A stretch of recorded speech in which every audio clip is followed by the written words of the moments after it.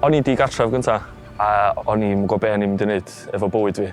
Nes i meddwl fyny yn diwrnod gynta yn y hostel, dwi eisiau newid bywyd fi yma. So, nes i gweithio efo'r support worker fi a nath ni gallu byw yn ebynnol. A wedyn nath nhw ofyn i meddwl, os chdi'n gallu helpu pobl ifanc hefyd, a tha peer mentor, so nes i gymeriad o.